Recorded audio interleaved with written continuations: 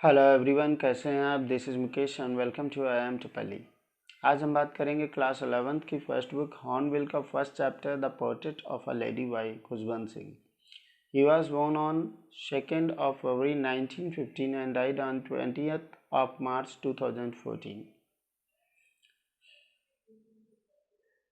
चलिए बात करते हैं चैप्टर की।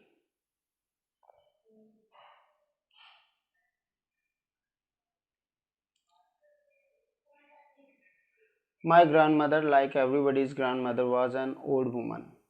वो बताते हैं कि उनकी दादी जी, जैसे कि सभी लोगों की दादी जी होती हैं, उनके समान बूढ़ी औरत थी।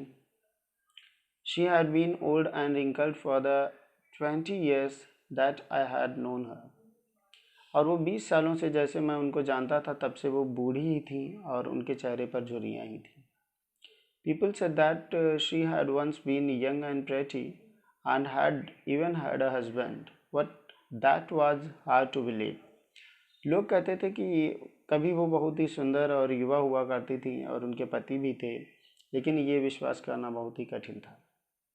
My grandfather's portrait hung above the mantel piece in the drawing room. मेरे दादाजी का जो तस्वीर थी, पोर्ट्रेट जो था, वो टंगा हुआ था मेंटल पीस के ऊपर ड्राइंग रूम में। ड्राइंग रूम जिसे बैठक कहते हैं। He wore a big turban and loose fitting clothes. और उस पोर्ट्रेट में वो एक बड़ी पगड़ी पहने हुए हैं और ढीले ढाले कपड़े पहने हुए हैं। His long white beard covered the best part of his chest and he looked at least 100 years old. और उनकी लंबी सफ़ेद दाढ़ी उनके सीने के ज़्यादातर भाग को ढके हुए है और उनकी उम्र कम से कम 100 वर्ष की तो लगती है। He did not look the sort of person who would have a wife or children। वो इस प्रकार के व्यक्ति नहीं प्रतीत होते हैं कि उनकी पत्नी और बच्चे हों। He looked as if he could only have lots and lots of grandchildren। और वो ऐसे प्रतीत होते हैं उस पोर्ट्रेट में कि उनके बहुत सारे बच्चे ग्रैंड चिल्ड्रन हों, मतलब नाती पोते वगैरह हों। As for my grandmother being young and pretty, और जहाँ तक मेरी दादी जी की युवा और सुंदर होने की बात है, the thought was almost revolting. जो विचार था वो वास्तव में विरोधात्मक था, विरोध करने वाला था। She often told us of the games she use to play as a child. वो अक्सर के बताया करती थी हम लोगों को उन खेलों के बारे में जो वो बचपन में खेलती थी। That seemed quite absurd and undignified on her part, and we treated it like the fables of the prophets she used to tell us। और वो हम लोगों को जब बताया करती थी उन खेलों के बारे में, तो वास्तव में उनके लिए वो बहुत ही असम्मानजनक और भद्दा सा प्रतीत होता था, लेकिन हम लोग उसे एक प्रॉफिट की कहानी के रूप में सुन लेते थे, मान लेते थे।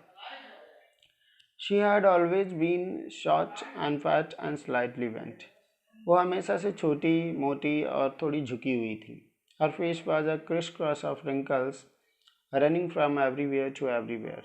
उनका चेहरा जो था उस पर झुर्रियाँ थीं और जो एक दूसरे को काट रही थी एक स्थान से दूसरे स्थान तक। No, we were certain she had always been as we had. नहीं, हम लोग निश्चित थे कि वो हमेशा से वैसी ही रही थी, as we had known her, जैसा कि हम लोगों ने उन्हें जाना था। Old, so terribly old that she could not have grown older. मतलब बूढ़ी, इतनी बूढ़ी जिससे ज़्यादा वो बूढ़ी नहीं हो सकती थी। And had stayed at the same age for 20 years। और वो उसी उम्र में रुकी हुई थी, उसी अवस्था में रुकी हुई थी 20 साल से। She could never have been pretty. वो कभी भी सुंदर नहीं हो सकती थी। But she was always beautiful. लेकिन वो बहुत ही अच्छी और सुंदर थी। She hovered about the house in spotless white, with one hand resting on her waist to balance her stoop and the other trailing the beads of her rosary। वो घर में घूमती रहती थी और सफ़ेद कपड़े में, जो बिना धब्बेदार सफ़ेद कपड़े होते थे, उनमें घूमती रहती थी और एक हाथ अपने कमर पे रखती थी अपने झुकाव को रोकने के लिए और दूसरे हाथ में माला लेकर जपती रहती थी। हर सिल्वर लॉक्स वर स्केटर्ड अनटाइडली ओवर हर पेल। और उनका जो सिल्वर लॉक्स थी, जो उनकी चांदी के समान चमचमाती हुई सफ़ेद बाल थे, वो उनके चेहरे पर पीले और दबे चेहरे पर छितरे रहते थे, and her lips constantly moved in inaudible prayer, और उनके जो होंठ थी वो लगातार चलती रहती थी अश्रवणीय, या हम कहें जो सुनाई ना देने वाली एक प्रेयर में, प्रार्थना के लिए। यस, शी वॉज ब्यूटीफुल, हाँ वो सुंदर थी। She was like the winter landscape in the mountains, वो शीत ऋतु के लैंडस्केप के समान माउंटेन्स में, जैसा कि शीत ऋतु में प्राकृतिक दृश्य होता है उसके समान लगती थी। An expanse of pure white serenity breathing peace and contentment, शांति और संतुष्टि की सांस लेते हुए एक शुद्धता का विस्तार। My grand mother and I were good friends, मेरी दादी जी और मैं अच्छे दोस्त थे। My parents left me with her when they went to live in the city and we were constantly together. मेरे माता पिता मुझे छोड़कर उनके साथ चले गए शहर में रहने के लिए, हम लोग साथ साथ रहने लगे। She used to wake me up in the morning and get me ready for school. वो मुझे सुबह जगाया करती थी और स्कूल के लिए तैयार करती थी। She said her morning prayer in a monotonous sing-song, और वो अपनी सुबह की प्रार्थना नीरे स्वर में गाया करती थी। while she waited and dressed me in the hope that I would listen and get to know it by heart, और इसलिए गाया करती थी जिस समय वो मुझे नहलाती थी, कपड़े पहनाती थी, ये आशा करते हुए कि मैं उसे सुनूंगा और उसको मुंह ज़बानी याद कर लूँगा।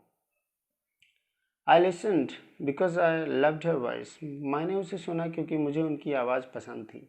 But never bothered to learn it, लेकिन कभी उसे याद करने का कष्ट नहीं उठाया। Then she would fetch my wooden slate which she had already washed, और तब वो मेरी लकड़ी की स्लेट लेके आया करती, स्लेट जिस पे चाक वगैरह से लिखा जाता था।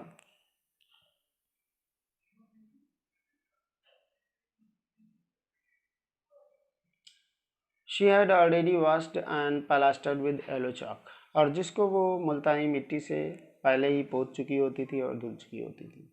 A tiny earthen ink pot, एक छोटी सी दबात, and a red pen, और एक लाल pen, tie them all in a bundle and hand it over me, और ये सब वो एक बंडल में बांध करके मुझे हैंड ओवर करती थी, मतलब मुझे सौंप देती थी।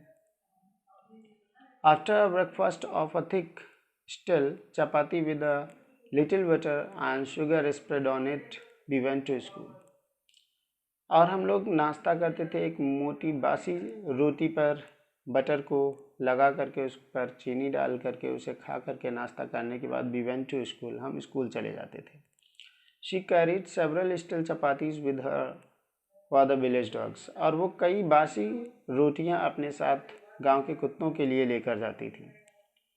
My grandmother always went to school with me because the school was attach to the temple, मेरी दादी जी हमेशा हमारे साथ स्कूल जाया करती थी क्योंकि स्कूल जो था वो मंदिर से सटा हुआ था।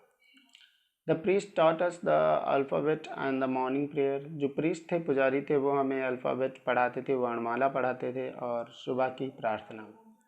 While the children sat in rows on either side of the veranda singing the alphabet or the prayer in a chorus, और जिस समय छोटे बच्चे जो हम लोग थे वो एक पंक्ति में बरामदा के दूसरी साइड में बैठते थे, अल्फ़ाबेट वर्णमाला को गाते हुए या प्रार्थना को गाते हुए एक लय में।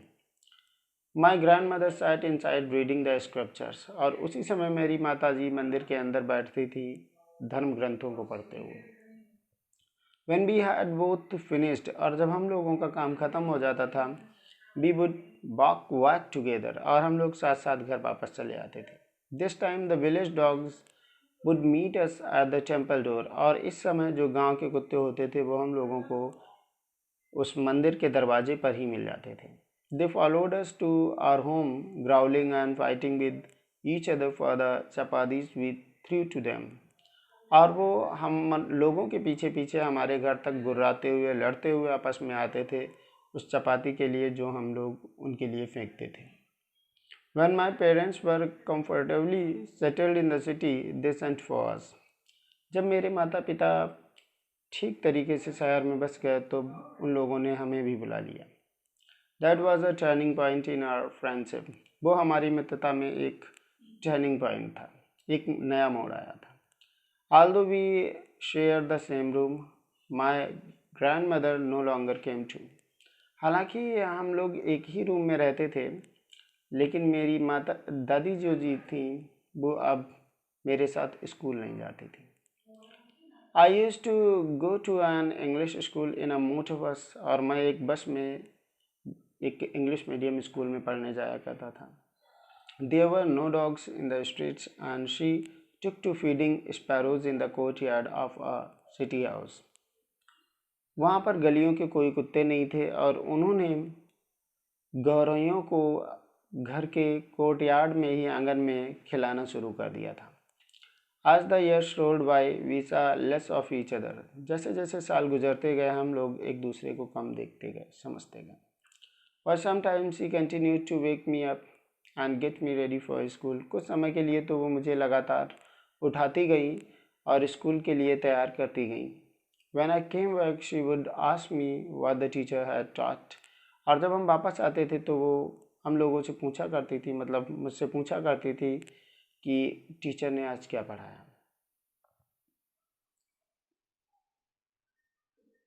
I would tell her English words and little things of Western science and learning, the law of gravity, Archimedes' principle, the world being round, etc.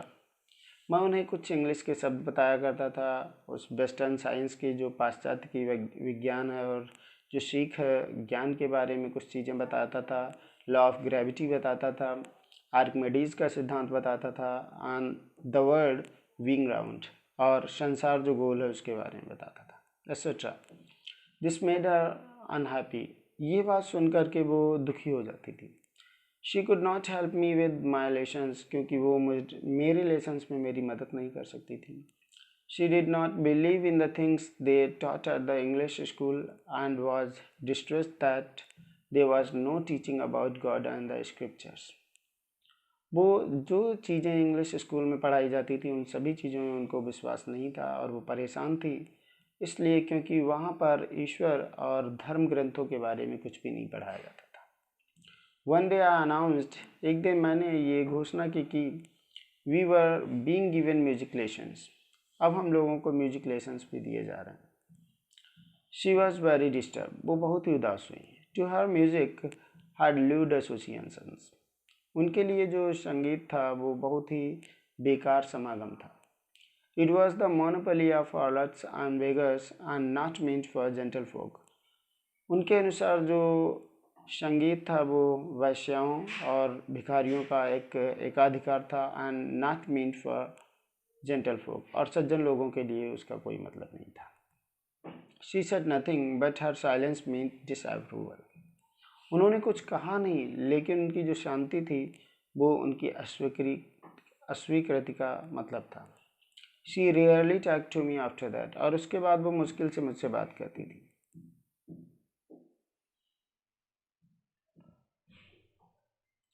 When I went up to university, I was given a room of my own. जब मैं university गया तो मुझे मेरा अपना खुद का कमरा दिया गया। The common link of friendship was snapped. तो जो एक साधारण सी जो दोस्ती थी वो भी टूट गई। My grand mother accepted her secularism with resignation. मेरी दादी जी ने एकांतपन को स्वीकार कर लिया था। She rarely left her spinning wheel to talk to anyone. वो मुश्किल से अब अपनी स्पिनिंग व्हील छोड़ती थी किसी से बात करने के लिए। From sunrise to sunset she sat by her wheel spinning and reciting prayers. और सुबह से लेकर शाम तक वो अपने स्पिनिंग व्हील के पास बैठती थी और प्रेयर गाती रहती थी। Only in the afternoon she relax for a while to feed the sparrows. मात्र दोपहर में वो थोड़ी देर के लिए आराम करती थी गौरैयों को खाना खिलाने के लिए। While she sat in the veranda, breaking the bread into little bits, hundreds of little birds collected round her, creating a veritable bedlam of chirpings. और जिस समय वो रोटी के छोटे छोटे टुकड़े तोड़ रही होती थीं बरामदा में, उस समय सैकड़ों चिड़िया छोटी छोटी वहाँ पर एकत्रित होती थी और वो एक पागल खाना सा बना देती थी, चहचहाट का पागल खाना सा बना देती थी। Some came and perched on her legs. कुछ आती थी चिड़िया और उनके पैरों पे बैठ जाती थी। Others on her shoulders, कुछ उनके कंधों पर। Some even sat on her head, कुछ उनके सिर पर। She smiled but never shooed them away. वो मुस्कुराती थी लेकिन कभी उनको उन्होंने भगाया नहीं. It used to be the happiest half hour of the day for her. या उनके लिए दिन का आधा घंटा सबसे ज़्यादा सुखकर होता था. When I decided to go abroad for further studies, I was sure my grandmother would be upset. जब मैंने निश्चय किया पढ़ाई करने के लिए विदेश जाने के लिए आगे की पढ़ाई के लिए, तो मैं निश्चित था कि मेरी दादाजी परेशान हो जाएंगी. I would be away for 5 years and at her age one could never tell. और मैं 5 साल के लिए मुझे अब्रोड जाना था, विदेश जाना था, और उस स्थिति में कोई नहीं बता सकता था. But my grandmother could.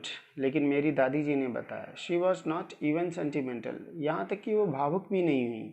She came to leave me at the railway station but did not talk or show any emotion. वो मुझे रेलवे स्टेशन पर छोड़ने के लिए आई, लेकिन ना तो उन्होंने बात की और ना ही उन्होंने कोई अपनी भावनाएं प्रदर्शित की. हर lips moved in a prayer. Her mind was lost in prayer. उनकी होठों से प्रेयर बोली जा रही थी और उनका दिमाग जो था, उनका मन पूरा का पूरा अपनी प्रेयर में खोया हुआ था.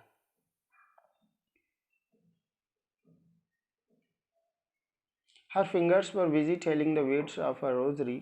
और उनकी जो उंगलियां थी वो जपमाला के बीट्स मानकों को गिनने में व्यस्त थी.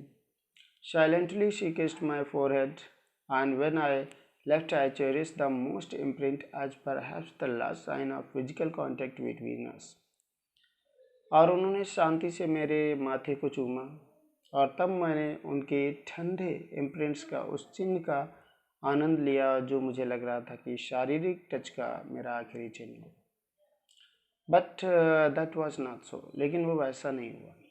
After 5 years I came back home and was met by her at the station. 5 साल के बाद मैं जब घर आया तो वो मुझे स्टेशन पर मिली. She did not look a day older. और वो अभी भी एक भी दिन बूढ़ी नहीं प्रतीत होती थी. She still had no time for words. अभी भी उनके पास शब्दों के लिए कोई समय नहीं था. And while she clapped me in her arms I could hear her reciting her prayers. और जब उन्होंने मुझे अपने गले लगाया, तब भी मैं उनकी प्रेयर को गाते हुए सुन सकता था.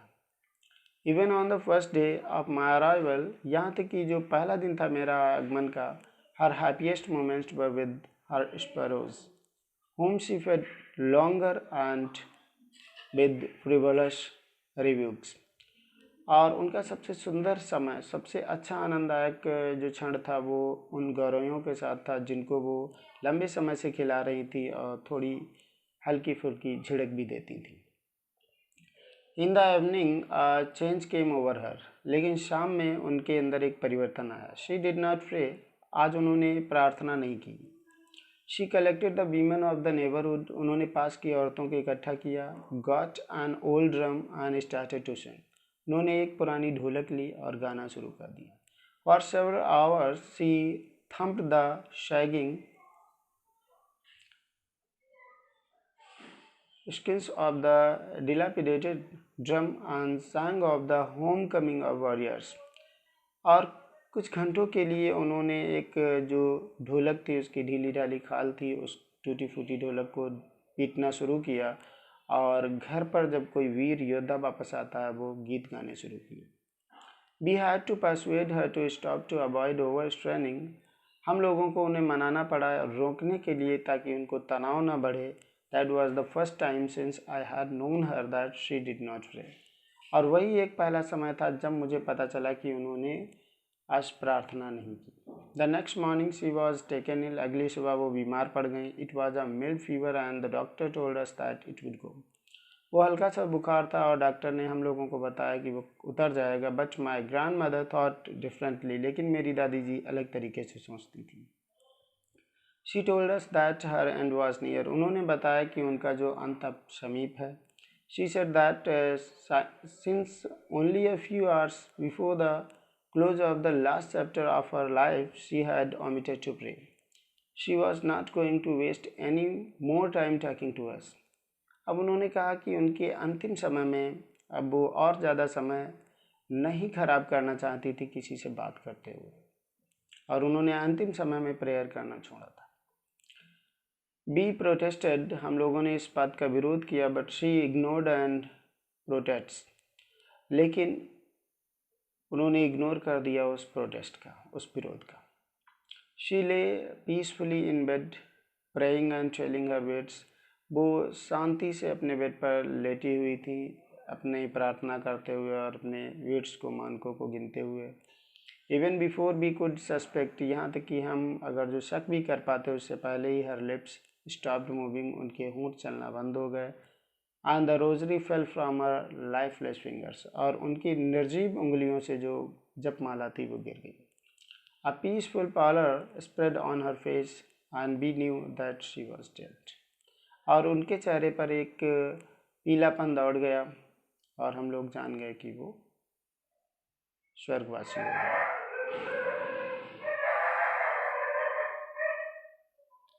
We lifted her off the bed and, as is customary, laid her on the ground and covered her with a red shroud. हम लोगों ने उन्हें बेड से उठाया जैसा कि परंपरा में होता है, और उनको ज़मीन पर लिटाया गया और लाल रंग के कफन से ढका गया। After a few hours of mourning, we left her alone to make arrangements for her funeral. और कुछ घंटों के विलाप के बाद में हम लोगों ने उन्हें अकेला छोड़ दिया कुछ व्यवस्था करने के लिए उनके अंतिम संस्कार की। In the evening we went to her room, और शाम में हम लोग जब उनके कमरे में गए with a crude stretcher to take her to be cremated, उस टिकटी को लेकर उन्हें दफनाया जाने के लिए। The sun was setting and had lit her room and verandah with a blaze of golden light. उस समय सूर्यास्त हो रहा था और जो सूर्य का प्रकाश था वो रूम में पड़ रहा था और बरामदा में भी पड़ रहा था सुनहरे प्रकाश में।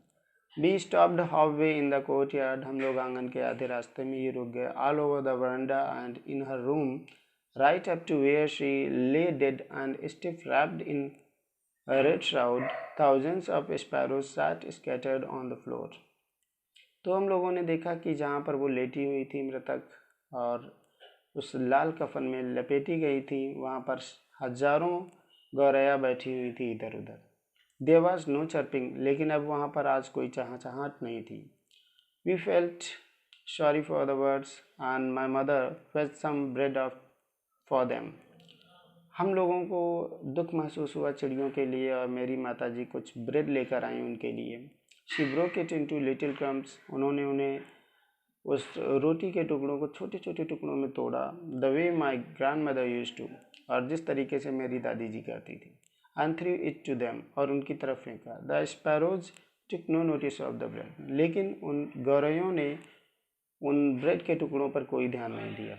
When we carried my grandmother's corpse off, और जब हम अपनी दादी जी का शव लेकर गए, they flew away quietly, वो शांति से उड़ गए। Next morning the sweeper swept the breadcrumbs into the dustbin, और अगली सुबह स्वीपर ने उन जो ब्रेड के टुकड़े थे उन्हें झाड़ू लगाकर डस्टबिन में डाल दिया। आशा करता हूँ ये वीडियो आपको समझ में आया होगा। अगर आपको ये वीडियो समझ में आया है, please like share and subscribe my channel. Thank you.